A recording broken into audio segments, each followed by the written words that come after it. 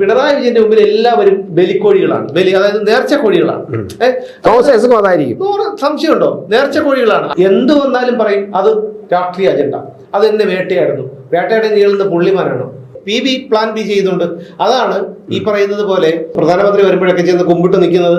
അതുപോലെ BJPയുടെ ദേശീയ നേതൃത്വവുമായും പല നേതാക്കളുമായും നല്ല ബന്ധം അഡ്ജസ്റ്റ് ചെയ്തത് ഒക്കെ അദ്ദേഹത്തിന്റെ പ്ലാൻ B ആണ്. ഇന്നലെ അരവിന്ദ് കെജ്രിവാൾ അറസ്റ്റിലായതോടെ ഇവിടെ നന്ദൻകോടുള്ള ഒരു വീട്ടിലെ ഒരു കക്ഷി ഉറക്കത്തിൽ നിന്ന് ഞെട്ടി ഉണർന്നെന്നും നിലവിളിച്ചെന്നും ഒക്കെ ഇങ്ങനെ പറഞ്ഞു കേൾക്കുന്നുണ്ട്. ഈ 4-5 ദിവസം എന്നുള്ള നിർണായകമാണ് തോമസ് ഐസക്കിന് എന്ന് പറയുന്നത് നമുക്ക് പറയാതിരിക്കാൻ നിവൃത്തിയില്ല. ഈ നന്ദൻകോട് ഉറക്കം കെട്ടതുപോലെ തന്നെ പത്തനംതിട്ടയിലെ സ്ഥാനാർത്ഥിയുടെ ഉറക്കം കെട്ടുകയാണെന്നുള്ളത് ഉറപ്പാണ്. ഇനിയിപ്പോ അങ്ങനെ ജയിലിൽ പോവേണ്ടി വന്ന ഗൺമാരെയും ഈ 400 പോലീസുകാരെയും കൂടെ കൊടുക്കും. നമസ്കാരം. ഡൽഹി മദ്യനയ കേസിൽ അറസ്റ്റിലായ അരവിന്ദ് കെജ്രിവാളിനെ ഇന്ന് കോടതിയിൽ ഹാജരാക്കി. അദ്ദേഹത്തെ 10 ദിവസത്തേക്ക് കസ്റ്റഡിയിൽ വേണമെന്ന് ED ആവശ്യപ്പെട്ടിട്ടുണ്ട്. കാരണം ഈ അഴിമതിയുടെ മുഖ്യ സൂത്രധാരൻ അരവിന്ദ് കെജ്രിവാൾ ആണെന്നും ഇങ്ങനെ അഴിമതിയായി കിട്ടിയ പണം ഗോവ തെരഞ്ഞെടുപ്പിൽ AAP ഉപയോഗിച്ചുവെന്നാണ് ED ഇന്ന് കോടതിയിൽ ബോധിപ്പിച്ചിരിക്കുന്നത്. 9 തവണ നോട്ടീസ് അയച്ചതിനു ശേഷം ആ നോട്ടീസുകൾക്കെല്ലാം പുല്ലുവില നൽകിയത് കൊണ്ടാണ് അരവിന്ദ് കെജ്രിവാളിനെ ഇന്നലെ പുഷ്പം പോലെ പൊക്കിക്കൊണ്ട് പോയത്. എന്തായാലും ആ EDയുടെ കാറ്റ് കേരളത്തിലേക്ക് വീശുന്നുണ്ടോ എന്നൊരു സംശയം. അല്ല, സുരേഷ് സംശയിക്കേണ്ട. കാരണം ED എല്ലാ സ്ഥലത്തും ഒരേപോലത്തെ സ്വഭാവമാണ്. കേരളത്തിൽ EDക്ക് ഒരു സ്വഭാവം, ഡൽഹിയിൽ EDക്ക് മറ്റൊരു സ്വഭാവം, അങ്ങനെയില്ല. ED ഒരു നാഷണൽ ഏജൻസിയാണ്. അവരുടെ പിന്നെ പാറ്റേൺ എന്ന് പറഞ്ഞാൽ ഒരേ രീതിയിലുള്ള പാറ്റേൺ ആണ്. അപ്പോൾ സ്വാഭാവികമായിട്ടും ആ പാറ്റേൺ അനുസരിച്ച് മുന്നോട്ട് പോകും. നമ്മുടെ കേരള പോലീസ് നടത്തുന്നത് പോലെ അല്ലെങ്കിൽ ഏതെങ്കിലും സംസ്ഥാന പോലീസ് നടത്തുന്ന പോലെ എടിപിടി ബഹളം അങ്ങനത്തെ അത് കാണിക്കില്ല ED. അതുകൊണ്ട് ഇവിടെ ചിലർക്ക് ED വന്നിട്ട് എന്ത് ചെയ്തു, എന്തായി എന്നൊക്കെ ചോദിക്കുന്നവർ ഉണ്ട്. പക്ഷേ അവരുടെ വിചാരം എന്ന് പറയുന്നത് ED തണുത്തു, എല്ലാം പോയി എന്നൊക്കെയാണ്. പക്ഷെ അങ്ങനെയല്ല. EDയെ സംബന്ധിച്ചൊരു പാറ്റേൺ ഉണ്ട്. അവരുടെ ആ പാറ്റേൺ അനുസരിച്ച് 9 തവണയാണ് കെജ്രിവാളിന്, അല്ലേ, നമ്മളിപ്പോൾ പറഞ്ഞതാണ് 9 തവണയാണ് കെജ്രിവാൾ നോട്ടീസ് അയച്ചത്. എന്നിട്ടിപ്പോൾ അവസാനത്തെ നോട്ടീസിൽ കെജ്രിവാളിന് ഹൈക്കോടതി സംരക്ഷണം കൊടുത്തില്ല. നിങ്ങൾ മൊഴിയെടുക്കാൻ ചെല്ലണം എന്ന് തന്നെയാണ് കോടതി പറഞ്ഞത്.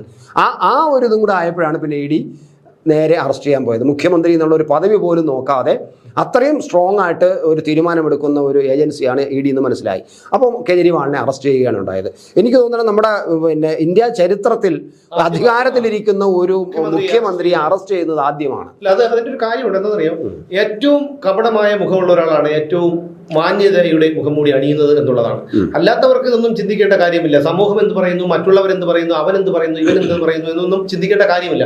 അവർ അവരുടെ നിലപാട് വ്യക്തമാക്കും. അതിന് ആർജവം വേണം എന്നേ ഉള്ളൂ. പക്ഷേ ഇന്നലെ അരവിന്ദ് കെജ്രിവാൾ അറസ്റ്റിലായതോടെ ഇവിടെ നന്ദൻകോടുള്ള ഒരു വീട്ടിലെ ഒരു കക്ഷി ഉറക്കത്തിൽ നിന്ന് ഞെട്ടി ഉണർന്നെന്നും നിലവിളിച്ചെന്നും ഒക്കെ ഇങ്ങനെ പറഞ്ഞു കേൾക്കുന്നുണ്ട്. അല്ല, അത് നമ്മളൊരു തമാശയ്ക്ക് പറയണമെങ്കിൽ പോലും അതിൽ യാഥാർത്ഥ്യമില്ല അതിൽ. കാരണം ED ഏകദേശം പിന്നെ നമ്മുടെ അടുക്കളയിൽ അവർ എത്തിയിട്ടുണ്ട്. മകളുടെ അടുത്ത് എത്തി എല്ലാം റെഡിയാക്കി വെച്ചിരിക്കുകയാണ്. പിന്നെ തോമസ് ഐസക് എന്ന് പറയുന്ന ഒരു മഹാനുണ്ട് നമ്മുടെ നാട്ടിൽ. അദ്ദേഹം പത്തനംതിട്ട സ്ഥാനാർത്ഥിയാണ്. നമ്മുടെ മുൻ ധനകാര്യ വകുപ്പ് മന്ത്രിയാണ്. നമ്മുടെ കേരളം ഇത്രയും വളരെ പരിപോഷമായിട്ട് ഇപ്പം നമുക്ക് വളരെ സമ്പദ് സമൃദ്ധമായിട്ട് നമ്മുടെ കേരളം, അല്ല അതൊക്കെ അങ്ങനെ ഇരുന്നോട്ടെ. പക്ഷെ എന്നാൽ നമ്മൾ കേരളത്തിന് ഇപ്പോൾ ഇത്രയും സമ്പദ് സമൃദ്ധമാക്കി വളർത്തിക്കൊണ്ടുവരാൻ നമുക്ക് യാതൊരു ദാരിദ്ര്യവുമില്ല, ഒരു ബുദ്ധിമുട്ടുമില്ല. നമുക്ക് എല്ലാവർക്കും വളരെ സുഭിക്ഷ ജീവിതമാണ്. അതുകൊണ്ട് അത്തരത്തിലൊരു എക്കോണമി ഉണ്ടാക്കിയെടുക്കുന്നത് നമ്മുടെ ഈ മഹാനായ തോമസ് ഐസക്കാണ്. അതുകൊണ്ട് നമ്മൾ അദ്ദേഹത്തിനോട് വലിയ കടപ്പെട്ടിരിക്കണം. കാരണം ഇത്രയും ഈ മറ്റു ഒരു സംസ്ഥാനത്തിനും ഇല്ലാത്ത ഒരു സമ്പദ്ഘടനയെ ഇത്രയും മനോഹരമായ സമ്പദ്ഘടനയായിട്ട് ഉണ്ടാക്കിയെടുക്കാൻ എന്ത് പോളിസികൾ കൊണ്ടുവന്നാലും. പക്ഷേ അവിടെ പത്തനംതിട്ട മണ്ഡലത്തിലെ പലയിടങ്ങളിലും വെച്ചിരിക്കുന്ന ഫ്ലെക്സ് ബോർഡുകൾ ഇന്ത്യയുടെ ധനമന്ത്രിയാകാൻ പോലും യോഗ്യതയുള്ള. തീർച്ചയായും. കാരണം തീർച്ചയായും ഈ നിർമ്മലാ സീതാരാമനും ഈ നിർമ്മലാ സീതാരാമനൊക്കെ എന്തോന്ന്, അവർക്ക് എന്തറിയാം, അവർക്ക് എന്തെങ്കിലും സാമ്പത്തികമായിട്ട് എന്തെങ്കിലും ബന്ധമുണ്ടോ? തോമസ് ഐസക്കിനോടെ കൊണ്ടുപോകണം നമ്മളെ താങ്കൾ പറയുന്നതിൽ. അതുകൊണ്ട് ഞാൻ അതൊക്കെ അങ്ങനെ തന്നെ വരട്ടെ. എന്തായാലും ഞാൻ അത് പോട്ടെ. എന്തായാലും ഈ തോമസ് ഐസക്കിനെ ഇപ്പം എന്തായാലും ED പുറകെ നടക്കുകയാണ്. ED എനിക്ക് തോന്നുന്നു 6 കഴിഞ്ഞ് 7ാമത്തെ നോട്ടീസ് കൊടുത്തതാണ് എനിക്ക് തോന്നുന്നത്. അത് 6ാമത്തെ നോട്ടീസാണെന്ന് അറിയില്ല. എന്തായാലും 7 നോട്ടീസോളം എത്തിക്കഴിഞ്ഞു. 7 നോട്ടീസിനെയും കെജ്രിവാൾ ചെയ്തതുപോലെ നിഷേധാത്മക നിലപാടാണ് തോമസ് ഐസക് എടുത്തിരിക്കുന്നത്. സ്വാഭാവികമായിട്ടും ഈ നന്ദൻകോട് ഉറക്കം കെട്ടതുപോലെ തന്നെ പത്തനംതിട്ടയിലെ സ്ഥാനാർത്ഥിയുടെ ഉറക്കം കെട്ടുകയാണെന്നുള്ളത് ഉറപ്പാണ്. കാരണം മുഖ്യമന്ത്രി സ്ഥാനത്തിരിക്കുന്ന ഒരാളിനെ EDക്ക് പൊക്കാമെങ്കിൽ സ്ഥാനാർത്ഥിയായിരിക്കുന്ന ഒരാളിനെ പൊക്കുന്നതിന് വലിയ അപകടമൊന്നുമില്ല. മാത്രമല്ല തോമസ് ഐസക്കിനെ സംബന്ധിച്ചിടത്തോളം ഇപ്പോൾ അദ്ദേഹം സ്ഥാനാർത്ഥിയല്ല. കാരണം അദ്ദേഹം നോമിനേഷൻ കൊടുക്കുകയോ കൊടുത്താലും പോരാ, കൊടുത്ത് അതിന്റെ സ്കൂട്ടണിയും കഴിഞ്ഞ് അത് ഇലക്ഷൻ കമ്മീഷൻ അംഗീകരിക്കണം. അങ്ങനെ നോമിനേഷൻ അംഗീകരിച്ചു കഴിഞ്ഞാൽ മാത്രമേ ഒരു ഔദ്യോഗിക ചിഹ്നവും കൂടെ കൊടുത്തു കഴിയുമ്പോൾ മാത്രമാണ് ഇപ്പോൾ ഒരു ഔദ്യോഗികമായിട്ട് അദ്ദേഹം സ്ഥാനാർത്ഥിയാവുന്നത്. ഇപ്പം അദ്ദേഹം സ്ഥാനാർത്ഥിയല്ല. അപ്പം ഇനിയും സ്ഥാനാർത്ഥിയാവാൻ ഇനി ഒരു 4-5 ദിവസം ഉണ്ട്. അപ്പോൾ ഈ 4-5 ദിവസം എന്നുള്ള നിർണായകമാണ് തോമസ് ഐസക്കിന് എന്ന് പറയുന്നത് നമുക്ക് പറയാതിരിക്കാൻ നിവൃത്തിയില്ല. അതുകൊണ്ടാണ് ചിലപ്പം ഇവിടെ നന്തങ്കോട് ഉറക്കം കെടുന്നതിനേക്കാളും അധികം അദ്ദേഹത്തിന് അവിടെ ഉറക്കം കെട്ട് കാണും. പക്ഷെ പുറത്തിറങ്ങി പ്രചരണം നടത്തുമ്പോൾ തോമസ് ഐസക്ക് ഈ ജൂവയൊക്കെ ഇട്ട് വലിയ ഗവേല് ഇനി വരട്ടെ, ഞാൻ കാണിച്ചു കൊടുക്കാം, ഇനി വരട്ടെ എന്നൊക്കെ പറയുമായിരിക്കും. അത് ജനങ്ങളും കാരണം ഈ അണികളെ ചൂടാക്കി എടുത്തണം. എനിക്ക് തോന്നുന്നു ഈ തോമസ് ഐസക്കിനെ സംബന്ധിച്ചിടത്തോളം അദ്ദേഹത്തിന് വീണ്ടും വിഷ്ണു ലോകം, മുകളിൽ ആകാശം താഴെ ഭൂമി. അപ്പൊ ആ ഒരു രീതിയാണ്. പക്ഷേ നമ്മുടെ പരിപ്പൂട്ടെ സംബന്ധിച്ചിടത്തോളം അങ്ങനെയല്ല. പേടിയുടെ ആശാനാണ് അദ്ദേഹം. ഒരു മുറിയിൽ ഒറ്റ കിടന്ന് ഉറങ്ങാറില്ല, സ്വന്തം പിന്നെ ഗൺമാന്മാരെ പോലും വിശ്വാസമില്ല, അങ്ങനത്തെ ഒരു മനുഷ്യനാണ്. പോട്ടെ, നമ്മൾ ആ വിഷയം കിടക്കണ്ട. അപ്പോൾ എന്തായാലും കെജ്രിവാളുമായിട്ടുള്ള ബന്ധപ്പെട്ട് നമ്മൾ കണക്ട് ചെയ്യുമ്പോൾ കേരളത്തിൽ ഏറ്റവും അധികം ഇപ്പം ശ്രദ്ധിക്കേണ്ടത് തോമസ് ഐസക്കിനെയാണ്. തോമസ് ഐസക്കിന് 6 പ്രാവശ്യം നോട്ടീസ് കൊടുത്തിരിക്കുന്നു. ഇനിയും നോട്ടീസ് ഇപ്പോഴും ഈ തെരഞ്ഞെടുപ്പ് പ്രഖ്യാപിച്ച് അദ്ദേഹം സ്ഥാനാർത്ഥിയായിട്ട് രംഗത്തിറങ്ങിയതിന് ശേഷം ഒരു നോട്ടീസ് വന്നിട്ടുണ്ട്. അപ്പോഴും കോടതി പോയിരിക്കുകയാണ്. കോടതി ഈ ഏതെങ്കിലും തരത്തിൽ അതിനെ നിഷേധിക്കുകയാണെങ്കിൽ, ഇപ്പം ഡൽഹി കോടതി ചെയ്ത പോലെ പിന്നെ ഈ കോടതി ചെയ്യണമെന്നില്ല. പക്ഷേ കോടതികളെല്ലാം ഏകദേശം ഒരേ സ്വഭാവമാണ്. പക്ഷേ മനുഷ്യരല്ലേ കോടതിയിൽ ഇരിക്കുന്നത്, മനുഷ്യരാണല്ലോ ജഡ്ജിമാരെന്നുള്ള നിലയിൽ. അതുകൊണ്ട് അവർ ചില പരിഗണന കൊടുക്കുന്നതാണ്. തൽക്കാലം വരട്ടെ. പക്ഷേ കോടതി ഇടയ്ക്ക് 1-2 പ്രാവശ്യം ചോദിച്ചു, എന്തുകൊണ്ടൊന്ന് പൊയ്ക്കൂടെ, ഒന്ന് മൊഴി കൊടുത്തൂടെ എന്ന് കോടതി ചോദിക്കുകയും ചെയ്തു. 1-2 പ്രാവശ്യം ചോദിച്ചു. അപ്പോഴത്തെ നിഷേധ നിലപാടാണ് എടുത്തിരിക്കുന്നത്. റിക്വസ്റ്റിന്റെ ഭാഷയിൽ കോടതി ചോദിച്ചതുകൊണ്ട് അദ്ദേഹം വിചാരിക്കുന്നത് ചിലപ്പോൾ വേറെ എന്നോട് കോടതി പോലും ഒന്ന് പൊക്കൂടെ ചോദിച്ചപ്പോൾ ഞാൻ കോടതിയെക്കാളും വലിയ ആളാണെന്നൊരു തോന്നലാണ് അദ്ദേഹം വെച്ചിരിക്കുന്നത്. പക്ഷേ ഇതേ സ്വഭാവമാണ് കെജ്രിവാളിനെ അപകടത്തിൽപ്പെടുത്തിയത്. കെജ്രിവാൾ എന്നെ ഇനി വരട്ടെ, എന്നെ കാണിച്ചു കൊടുക്കാം, എന്നെ ആരും അറസ്റ്റ് ചെയ്യാം, അങ്ങനെ അറസ്റ്റ് ചെയ്തെങ്കിൽ ഇതൊരു വലിയൊരു പ്രസ്ഥാനമാണ്, ഞാൻ ഇപ്പോൾ കാണിച്ചു തരാം എന്നൊക്കെ പറഞ്ഞ് മനസ്സിൽ പറഞ്ഞുകൊണ്ടിടുകയും അങ്ങനെ അറസ്റ്റ് ചെയ്യാൻ ശ്രമിക്കുകയാണെന്നൊക്കെ പറഞ്ഞുകൊടുക്കുകയും അദ്ദേഹം ഈ മൊഴി എടുക്കാൻ പോകാതിരിക്കും. ഈ മൊഴി കൊടുക്കാൻ പോയ എന്താണ് കുഴപ്പം? ഞാനിപ്പോൾ ചോദിക്കാൻ വന്ന ചോദ്യം അതാണ്. കാരണം 9 തവണ ED നോട്ടീസ് അയച്ചു. ഞാൻ ചോദിക്കുന്നത്, ഇപ്പൊ എന്റെ കയ്യിൽ ഒരു കേസിൽ എന്റെ പോലീസ് വിളിപ്പിക്കുന്നു ഏതെങ്കിലും ഒരു കാര്യത്തിൽ, ഞാനത് കുറ്റക്കാരനല്ലെങ്കിൽ ഞാൻ എന്തിനു ഭയപ്പെടണം? ഇനി ഇവരൊക്കെ പറയുന്നത് പോലെ രാഷ്ട്രീയ സ്വാധീനം കൊണ്ട് പോലീസോ അല്ലെങ്കിൽ EDയോ കേസിൽ പെടുത്തിയെന്നിരിക്കട്ടെ, കോടതിയിൽ ചെല്ലുമ്പോൾ തെളിവുകളുടെ അടിസ്ഥാനത്തിലാണല്ലോ അവരെ ശിക്ഷ വിധിക്കുന്നതും അവർ കുറ്റക്കാരാണെന്ന് കണ്ടെത്തുന്നതും ജാമ്യം കൊടുക്കുന്നതും ഒക്കെ. ഡൽഹി ഉപമുഖ്യമന്ത്രിയായ മനീഷ് സിസോദിയ 1.5 കൊല്ലം ഒരു ജയിലിലാണ്. അപ്പോ ഇതിനിടയിൽ എത്രയോ തവണ ജാമ്യാപേക്ഷ കോടതി പരിഗണിച്ചു കാണും അല്ലെ? അപ്പൊ കോടതി പരിഗണിക്കുമ്പോൾ പ്രോസിക്യൂഷൻ എന്താണോ കൊടുത്തിട്ടുള്ളത്, ED കൊടുത്തിട്ടുള്ളത്, അതിൽ ഒരു വാസ്തവം ഉള്ളത് കൊണ്ടാണല്ലോ. അല്ലാതെ എന്ത് തെമ്മാടിത്തരവും കാണിച്ചിട്ട്, എന്ത് അഴിമതിയും കാണിച്ചിട്ട് അറസ്റ്റ് ചെയ്യുമ്പോഴത്തേക്കും അത് മോഡിയുടെ തെരഞ്ഞെടുപ്പ് അജണ്ടയാണ്, മറ്റേതാണ്, മറിച്ചതാണ്, ഇതൊന്നും പറഞ്ഞിട്ട് കാര്യമില്ല. കാരണം അന്വേഷണ ഏജൻസിയുടെ മുന്നിൽ അന്വേഷണ ഏജൻസി അധികാരത്തിലിരിക്കുന്ന മോദി EDയെ ഉപയോഗിക്കുന്നതൊക്കെ പറയാം. അത് അവരുടെ കാലത്തും പറഞ്ഞു. ആദ്യമായിട്ട് ഞാൻ കേൾക്കുന്നത് കോൺഗ്രസ് മന്ത്രിസഭയുടെ കാലത്താണ്. കോൺഗ്രസിന്റെ കൂട്ടിലെ തത്തയാണ് CBI എന്ന് പറയുന്ന കേട്ടിട്ടാണ് ഞാൻ കേട്ടിട്ടുണ്ട്. നമ്മുടെ രാഷ്ട്രീയത്തിൽ നിൽക്കുമ്പോഴും നമ്മുടെ പത്രപ്രവർത്തനം നിൽക്കുമ്പോഴും. അപ്പോൾ അന്ന് CBI കോൺഗ്രസിന്റെ കൂട്ടിലെ തത്തയാണെന്ന് ആണ് പറഞ്ഞുകൊണ്ടിരുന്നത്. ഇപ്പൊ നേരെ തിരിച്ചു പറയുന്നു, പിണറായി അല്ല നമ്മുടെ മോദിയുടെ കൂട്ടിലെ തത്തയാണെന്ന് പറയുന്നു. അത്രേ ഉള്ളൂ. അത് രാഷ്ട്രീയമായ ഒരു പ്രചരണമാണ്. പക്ഷേ ഏജൻസി സ്വഭാവമല്ല എന്നും എപ്പോഴും ഒരുപോലെ ആയിരിക്കും. അവരൊരുപോലെ തന്നെ പോകും. ഇവര് മൊഴിയെടുക്കുമ്പം അത് പ്രതിയാവണമെന്ന് ആവണില്ല. ഒരു മൊഴിയെടുക്കാൻ പോവുക എന്ന് പറയുന്നത് വലിയ കുറ്റകരമായ കാര്യമല്ല. അഥവാ മൊഴി കൊടുക്കുമ്പോൾ ഈ സുമേഷ് പറഞ്ഞ പോലെ കുറ്റക്കാരനാക്കുന്നെങ്കിൽ ഇവിടെ കോടതി ഉണ്ടല്ലോ, അവരെ ഉടനെ പിടിച്ച് അങ്ങോട്ട് ജയിലിടുകയല്ല ചെയ്യുന്നത്. കോടതി ഉണ്ടല്ലോ. പക്ഷേ തോമസ് ഐസക്കിന് ഹാജരാകണം എന്നുണ്ടായിരിക്കാം. കാരണം അദ്ദേഹം അന്നും പറഞ്ഞല്ലോ, അങ്ങനെ അന്നും അത്തരത്തിലൊരു പരാമർശം നടത്തിയിരുന്നു.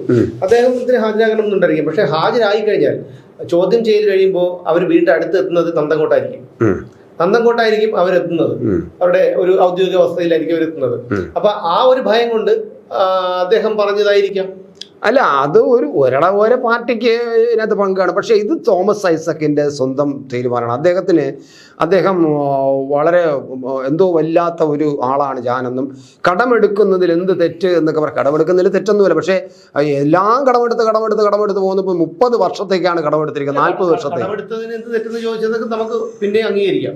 പക്ഷേ അദ്ദേഹം ചോദിച്ച വേറെ ചോദ്യം ഉണ്ടായിരുന്നു, നോട്ടടിക്കുക. നമുക്ക് ഇത്രയും ഇത് വേണം. അപ്പൊ അവിടെ അവരെല്ലാം നോട്ടടിക്കുന്നത് അത്രയും കൂടുതൽ അടിച്ചാൽ ഒരു ധനമന്ത്രി ചോദിക്കുമ്പോൾ എന്താണ് അതിന് മറുപടി? അപ്പൊ അതുകൊണ്ട് ഇപ്പോ നമ്മള് ഈ കെജ്രിവാളിന്റെ സംഭവം നടന്നപ്പോൾ എന്റെ മനസ്സിൽ ആദ്യം ഉയർന്നത് പാവം നമ്മുടെ തോമസ് ഐസക്കിനും നാളെ ഇത് സംഭവിച്ചുകൂടായില്ലല്ലോ എന്നുള്ളതാണ്. സ്വാഭാവികമായിട്ടും നമുക്ക് ഈ പല കാര്യങ്ങളും വെച്ച് നമ്മൾ വിലയിരുത്തുമ്പോൾ നമ്മളത് പറയാതിരിക്കാൻ പറ്റില്ല. നമുക്കത് മനസ്സിൽ ഓടിയെത്തുന്നത് തോമസ് ഐസക്. കാരണം കെജ്രിവാളിനെ അറസ്റ്റ് ചെയ്യുന്നുള്ള വാർത്ത കേട്ടപ്പോൾ, ആ തലക്കെട്ട് കേട്ടപ്പോൾ ഞാൻ ആദ്യം എൻ്റെ മനസ്സിൽ ഓടി വന്നത് തോമസ് ഐസക്കിനെ നാളെ ഇതുപോലത്തെ ഒരു അറസ്റ്റ് ചെയ്തു എന്നുള്ളൊരു വാർത്ത ചിലപ്പോൾ നമുക്ക് കാണേണ്ടി വരുമോ എന്നുള്ള അവസ്ഥ.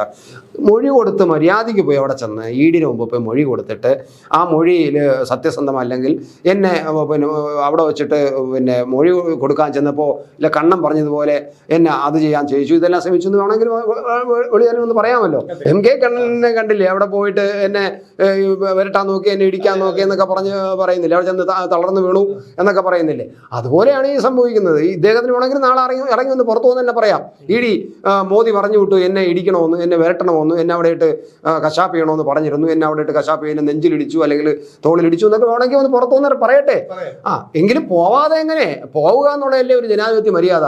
ഒരു അന്വേഷണത്തിലോ എത്ര കാലമാണ് ഇനി കോടതി തന്നെ പറഞ്ഞു ഇപ്പൊ ഇക്കൂടെ നിങ്ങൾക്ക് എന്ന് ചോദിച്ചിട്ടും പോവാതിരിക്കുക എന്ന് പറഞ്ഞാൽ സ്വാഭാവികമായിട്ടും കെജ്രിവാളിന് സംഭവിക്കാതെ. ആദ്യം ചെയ്യേണ്ടതെന്ന് പറഞ്ഞാൽ ഈ അധികാരമുള്ളവർക്ക് നൽകുന്ന ജനപ്രതിനിധി എന്ന പേരിൽ കുറെ പേര് ഇറങ്ങിയിട്ടുണ്ടല്ലോ, അവർക്ക് നൽകുന്ന അധിക നിയമ പരിരക്ഷ പിൻവലിക്കണം എന്നുള്ളതാണ്. കാരണം അതായത് ഈ മന്ത്രിയോ MLA അതുപോലെ എന്തെങ്കിലും ഒരു അധികാര സ്ഥാനം കിട്ടിക്കഴിഞ്ഞാൽ പിന്നെ അവർക്ക് എന്തുമാകാം, അവരെ ഒന്നിനും അറസ്റ്റ് ചെയ്യാൻ പറ്റില്ല. പിണറായി വിജയനെതിരെ എന്തെല്ലാം ആരോപണങ്ങളെന്ന് നമുക്ക് പറയാൻ പറ്റില്ല. സ്വർണ്ണക്കടത്ത് മുതൽ ലൈഫ് മിഷൻ കോഴ, മുഖ്യമന്ത്രിയുടെ ദുരിതാശ്വാസ നിധി വഴക്കമാറ്റി ചിലവഴിക്കൽ, അങ്ങനെ എന്തെല്ലാം ആരോപണങ്ങളെല്ലാം പച്ചയ സത്യങ്ങൾ തെളിവുകളടക്കം പുറത്തു വന്നു. ഇതുവരെ ഒരു കോടതിയിൽ പോവുകയോ അല്ലെങ്കിൽ ഒരു മൊഴിയെടുക്കുക പോലുമെങ്കിലും ചെയ്തോ മുഖ്യമന്ത്രിയെയോ മുഖ്യമന്ത്രിയുടെ മകളെയോ?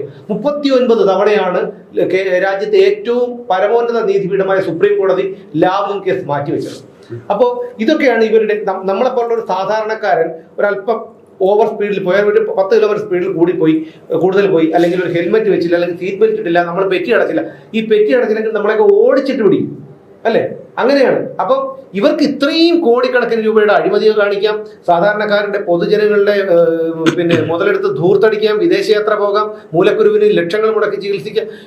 ഇത്രയും കാര്യങ്ങളൊക്കെ ചെയ്യാമായിട്ടും ഇതാണ് അവരെ കൂടുതൽ വഷളാക്കുന്നതാണ് എനിക്ക് പറയാം. ഈ പ്രത്യേക പരിരക്ഷ കൊടുക്കുന്നത് അല്ലേ? പക്ഷെ മറ്റൊരു ഇന്ത്യയുടെ പിന്നെ നിയമം എന്ന് പറഞ്ഞാൽ വളരെ കർക്കശമാണ്. അതൊരു എന്താണ് ഒരു കത്രിക പൂട്ടെന്നൊക്കെ പറയാം.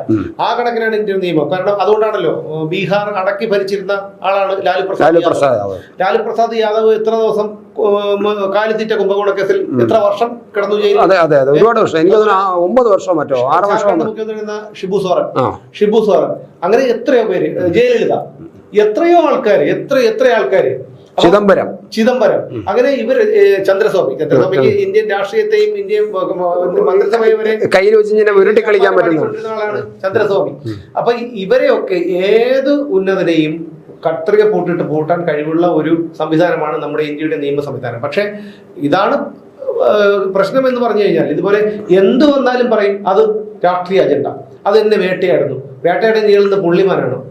അല്ല, ഈ പറഞ്ഞുകൊണ്ടിരിക്കും രാഷ്ട്രീയ അജണ്ട പറഞ്ഞുകൊണ്ടിരിക്കും. പക്ഷെ പുള്ളിമാൻ കേസ് കൊടുക്കും,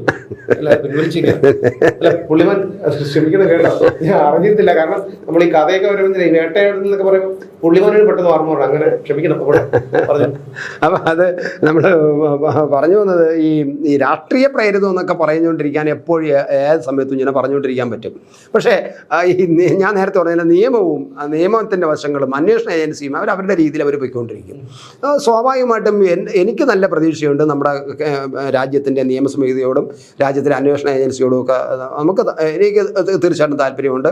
അവർ ഇന്നല്ലെങ്കിൽ നാളെ, ഇപ്പം ചിലപ്പോൾ അവരുടെ തെളിവുകളുടെ അഭാവത്തിലോ മറ്റു പല കാര്യങ്ങളും ഉണ്ടാവാം, ഈ പറയുന്ന കുറച്ചൊക്കെ എന്തെങ്കിലും കാര്യങ്ങളുണ്ടാവാം, ഈ തൽക്കാലത്തേക്ക് അങ്ങ് വിട്ടേക്കാം എന്നുള്ളതും സ്വാഭാവികമായിട്ടും ഉണ്ടാകാം.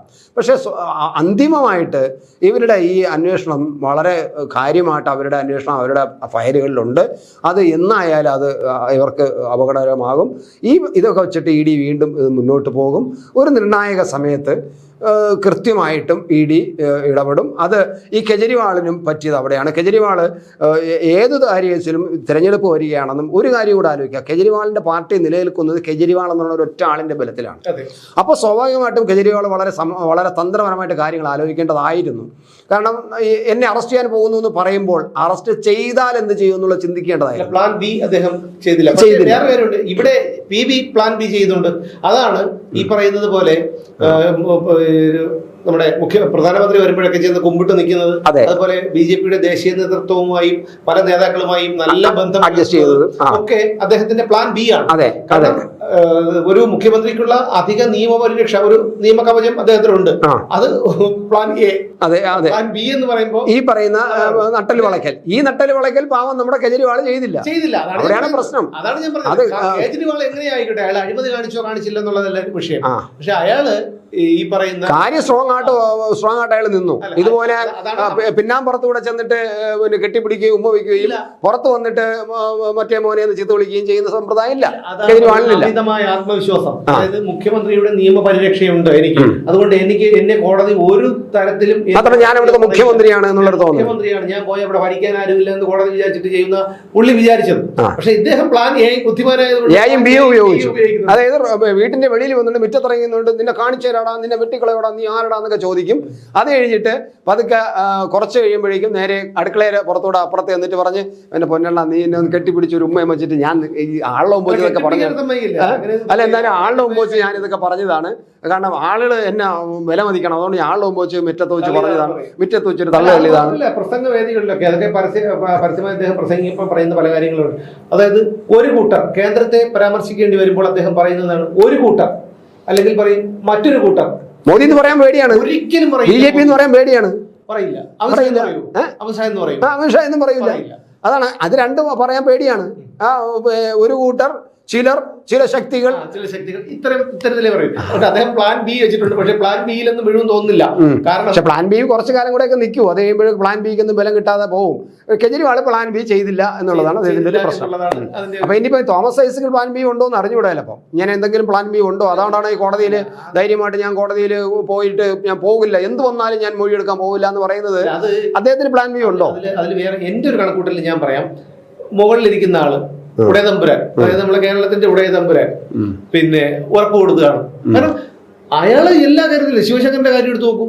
ശിവശങ്കർ ഇപ്പോഴും കിടക്കുന്ന നമ്മള് ഈ കാര്യങ്ങളെല്ലാം കൂടെ കൂട്ടി വായിക്കുമ്പോൾ, സ്വപ്ന സുരേഷിന്റെ ചതിയുടെ പത്മവ്യൂഹം വായിക്കുമ്പോൾ, അല്ലെങ്കിൽ നമ്മൾ അന്നത്തെ ആ സംഭവങ്ങളെല്ലാം കൂടെ കൂട്ടി വായിക്കുമ്പോൾ നമുക്ക് കൃത്യമായിട്ട് മനസ്സിലാവും അതിലെന്താണ് കാര്യമെന്ന്. പക്ഷെ ഇപ്പോഴും സ്വയം ത്യാഗം സഹിച്ചുകൊണ്ട് ഇയാൾ എന്തിനാണ് ശിക്ഷ അനുഭവിക്കുന്നത്? എം ശിവശങ്കർ. അതുപോലെയാണ് തോമസ് ഐസക്. അതായത് പിണറായി വിജയന്റെ മുമ്പിൽ എല്ലാവരും ബലിക്കോഴികളാണ്, അതായത് നേർച്ചക്കോഴികളാണ്. തോമസ് ഐസക് അതായിരിക്കും, സംശയമുണ്ടോ? നേർച്ചക്കോഴികളാണ് അയാളുടെ മുമ്പിൽ. ഈ തോമസ് ഐസക് നേർച്ചക്കോഴി, അല്ല സോറി, എം ശിവശങ്കർ നേർച്ചക്കോഴി. അതെ, ശിവശങ്കർ നേർച്ചക്കോഴി.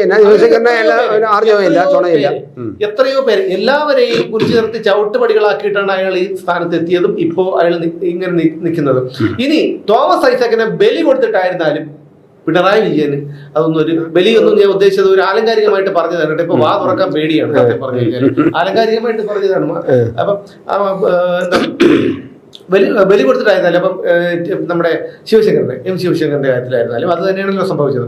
അതുപോലെ തോമസ് ഐസക്ക് കുറ്റം മുഴുവൻ തോമസ് ഐസക്ക് ചിലപ്പോൾ ഏറ്റെടുത്തെന്നും വരാം. സ്വമേധയാ പറയും ഞാനിതൊന്നും, അദ്ദേഹം ഒന്നും അറിഞ്ഞിട്ടില്ല, അദ്ദേഹത്തിന്റെ കൈകൾ വിശുദ്ധമാണ്, ശുദ്ധമാണ്, അദ്ദേഹത്തിന് ഒന്നും അറിയില്ല, അദ്ദേഹത്തിന്റെ മണിയിൽ ഞാൻ വിളിച്ചുകൊണ്ടുപോയി ആ മണിയിൽ ചെന്ന് അടിക്കാൻ പറഞ്ഞപ്പോ ആ കയറിൽ പിടിച്ച മണി അടിച്ചത് ഇവിടെ നമ്മുടെ സ്റ്റോക്ക് എക്സ്ചേഞ്ചില് അവിടെ പോയി മണി അടിച്ചതാണ്, അദ്ദേഹത്തിനൊന്നും അറിഞ്ഞൂടാ. അല്ല, അവിടെ അടിച്ചല്ലോ, മണി അടിച്ചതാണ് പ്രശ്നമായത്. സ്റ്റോക്ക് എക്സ്ചേഞ്ച് ഇടിഞ്ഞല്ലോ, അങ്ങോട്ടൊക്കെ ചെന്ന് കഴിഞ്ഞാൽ സായിപ്പന്മാർ ഓടിച്ചിട്ട് അടിക്കും.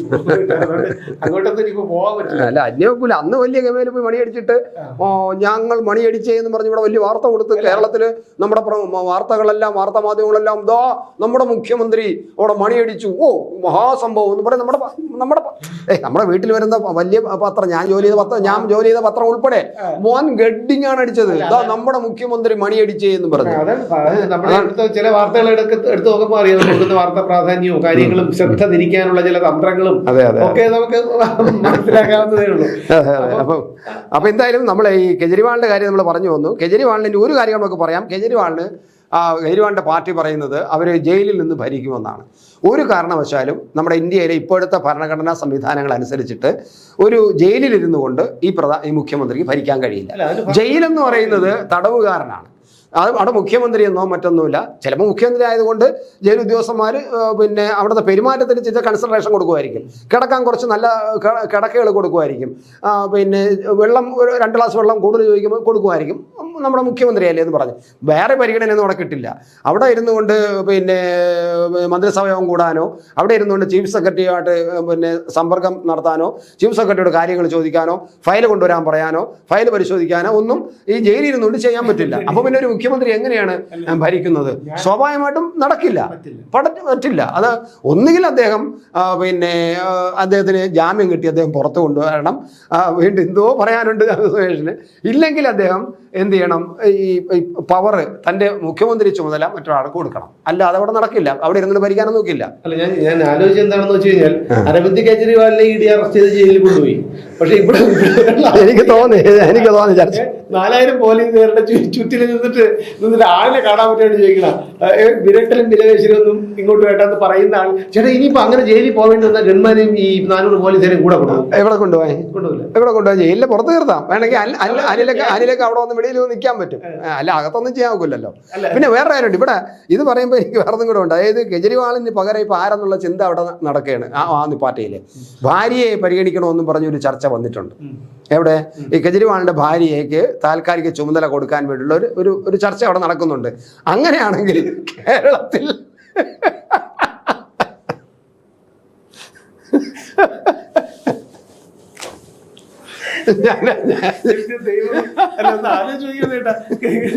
അങ്ങനെ കേരളത്തിൽ സമേഷൊന്നും പോവില്ല സുമേഷേ. ഈ നാട്ടിൽ ഇതിന്റെ അപ്പുറം നടക്കും, ഒരു സംശയം വേണ്ട. നമുക്ക് അതും കൂടെ കാണാം. കാരണം നമുക്ക് ചിലത് കാണാനുള്ള പിന്നെ തലവിധിയുണ്ട്, നമുക്ക് ചിലതെല്ലാം അനുഭവിക്കാനും കാണാനുള്ള തലവിധിയുണ്ട്. അതൊക്കെ കണ്ടും അനുഭവിച്ചേ നമ്മളിവിടുന്ന് പോകും. നമുക്ക് ചിലപ്പോൾ അത് കാണേണ്ടി വരും. നീ നാടൊന്നും വിട്ട് പോകാൻ അതിനെ കൊണ്ട് പോകാൻ നോക്കൂല. അത് കാര്യം. നമുക്കിപ്പോ പ്രാർത്ഥിക്കാനല്ലേ ഒന്നേ ഉള്ളൂ. കാരണം ഈ കുറ്റം ചെയ്തത് ആരായാലും ശിക്ഷിക്കപ്പെടണം. അത് നമ്മുടെ നീതിന്യായ വ്യവസ്ഥയോടുള്ള നമ്മുടെ ഒരു വിശ്വാസം തന്നെ നഷ്ടപ്പെട്ടുകൊണ്ടിരിക്കുകയാണ്, സത്യം പറയാലോ. കാരണം നമ്മളെ വിചാരിക്കുന്നത് കോടതിയെ പോലും വിലയ്ക്ക് വാങ്ങാം എന്നുള്ള രീതിയിലുള്ള ഒരു പിന്നെ രീതിയാണ് ഇപ്പൊ നടന്നുകൊണ്ടിരിക്കുന്നത്. പല കേസിലും ഇപ്പം ഞാനിപ്പോ ഒരു ഉദാഹരണമായി പറയുകയാണെങ്കിൽ ഈ ചില അനാവശ്യ നിയമങ്ങളുണ്ട്. 498A, അതുപോലെ ST SC അട്രോസിറ്റി ഒക്കെ ഉണ്ട്. അപ്പോൾ ഒരാൾ പറയുകയാണ് പിന്നെ എന്നെ ജാതി പറഞ്ഞത് ക്ഷമിച്ചു എന്ന് പറയുമ്പോൾ മറ്റേ ഒരു ജാതിക്കാരനെ പിടിച്ച് അവൻ ഇത് ആരുടെങ്കിലും ജാതി ചോദിച്ചിട്ടാണ് എന്തെങ്കിലും അനുവാദം ചോദിച്ചിട്ടാണ് ഒരുത്തൻ ഇന്ന ജാതിയിൽ ജനിക്കുന്നത്. അപ്പൊ സത്യം പറഞ്ഞപ്പോൾ ഭയപ്പെട്ടാണ് ജീവിക്കുന്നത്. കാരണം ഒരാളെ നോക്കി ചിരിക്കാൻ വയ്യ, ഒരാളെ ജോലിക്ക് എടുക്കാൻ വയ്യ, ഒരാളെടുത്ത് സംസാരിക്കാൻ വയ്യ. എന്ന് വെച്ചാൽ മുഖത്ത് കുറച്ചേരം നോക്കാൻ വയ്യ, നോക്കിക്കഴിഞ്ഞാൽ നോക്കിയെന്നും പറഞ്ഞല്ലോ. സത്യമാണ്, ഭയപ്പെട്ടാണ് ഈ പറയുന്നത്. മനസ്സിലായി? ഇന്നലെ ഞാനിപ്പോൾ നമ്മളിവിടെ ഒരു ചാനലിൽ ഒരു അഭിമുഖം പ്രസിദ്ധീകരിച്ചിരുന്നു. അതിലൊരു ചർച്ചയിൽ ഇന്നലെ ഒരു ചാനൽ ചർച്ചയിൽ വന്നിരുന്ന ഒരുത്തി പറയുകയാണ്, എൻ്റെ പേര് പറഞ്ഞുകൊണ്ട് പിന്നെ അതായത് അവൻ എന്നൊക്കെ വിളിച്ച എന്നാ അച്ഛനെ വിളിച്ചോട്ടെ, എനിക്ക് പ്രശ്നമൊന്നുമില്ല. പക്ഷെ ഞാൻ പറയുന്നത് അങ്ങനെ വിളിച്ച് സംബോധന ചെയ്യുകയാണ്. അപ്പോൾ അവർ അതുപോലെ ഈ എതിർ ഭാഗത്ത് വന്ന ആളിൻ്റെ സ്വകാര്യ ജീവിതത്തെക്കുറിച്ചും അവരുടെ കുടുംബത്തെക്കുറിച്ചും ഒക്കെ വെച്ച് അലക്കുകയാണ്. എന്താണ്, ഞാൻ ഇതാണ്, എന്നെ ഇത് ഒന്നും ചെയ്യില്ല, എനിക്ക് ഇന്ന നിയമം, എനിക്ക് പരിരക്ഷയ്ക്കുണ്ട്. ഞാൻ പറയുന്ന ഒറ്റ കാര്യം, ഞാൻ അത്രയ്ക്ക് ഒരു വിഷമവേദനയുള്ളതാണ് ഈ നിയമത്തിന്റെ അപര്യാപ്തതയെക്കുറിച്ച് പറയുകയാണ്.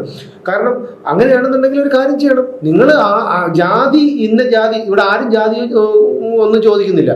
ഇവിടെ ജാതി നിങ്ങൾക്ക് പറയുന്നത് നാണക്കേടോ അങ്ങനെ എന്തെങ്കിലും ഉണ്ടെങ്കിൽ ഒരു കാര്യം ചെയ്യണം, നിങ്ങൾ ഈ ജാതിയുടെ പേരിൽ തരുന്ന സംവരണങ്ങളും ആനുകൂല്യങ്ങളും ഒന്നും വേണ്ടെന്ന് വെക്കണം, ഒന്നാമത്തെ കാര്യം.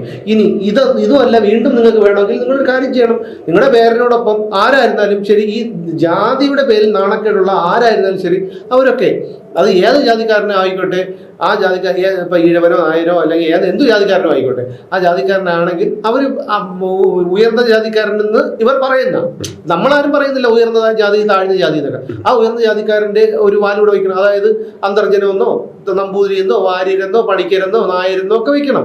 അങ്ങനെ വെച്ചപ്പോൾ ആരെങ്കിലും ചോദിക്കൂ? ആരും ചോദിക്കില്ല. അല്ല, അങ്ങനെ വെക്കുന്ന എനിക്കൊരു സുഹൃത്തുണ്ട്, വലിയൊരു സുഹൃത്തുണ്ട്, എനിക്കറിയാം.